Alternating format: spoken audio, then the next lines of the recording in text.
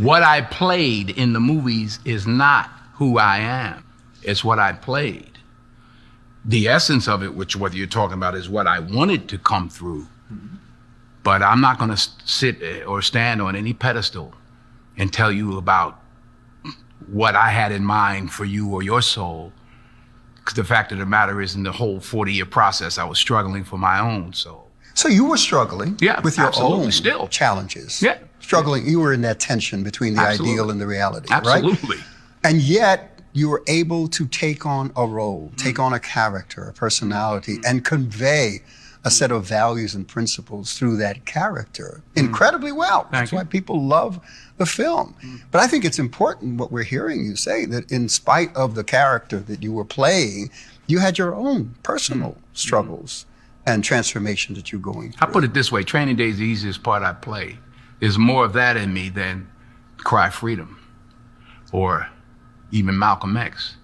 Life has humbled me. I used to say I wanted to be the best actor in the world. When I won the second Oscar, I said I wanted to be the best actor I can be. Now I don't even necessarily want to be an actor. It's not my goal anymore. It's not a burning desire for me. I may segue out of it in the next few years, if not sooner.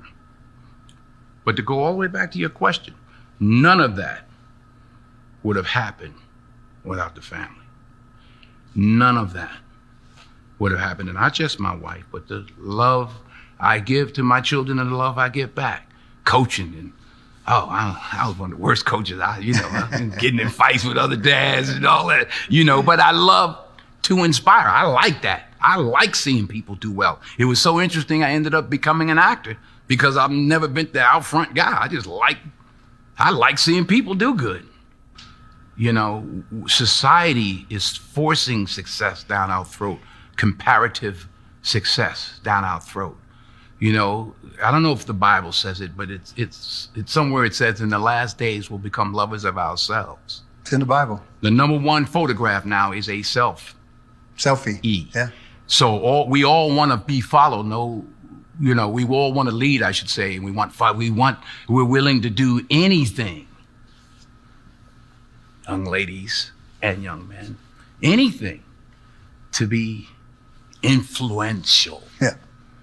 The universal stems from the specific. Where's your soul? Where's your heart? Where does it start? Do you want credit for it, or do you want to see the other person do well? It's the most selfish thing I've done in my life is give, because of the joy that I get from it. I love it. I don't like it. I love it. I don't know if that was my nature or my mother taught me. I remember I was starting to be a little successful. When Mom said, I said, Ma, did you think she said, you shut up right where you are. All the people been praying for you. Grandfathers, great-grandfathers. Then she started calling me superstar for about a month. Hey, go get that squeegee in that bucket, superstar. Hit them windows, superstar. Hey, superstar, come here, hit the back. She had me cleaning it. Feet on the ground. Feet on the ground. So that unit, that family, I didn't do it by myself. I couldn't have done it, obviously, without my mother. I couldn't have done it without my wife. I couldn't have done it without my children. Who teaches you to be a man?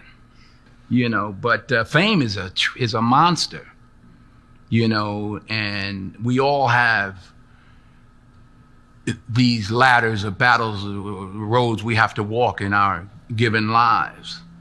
Be you famous or whoever's out there listening. We all have our individual challenges.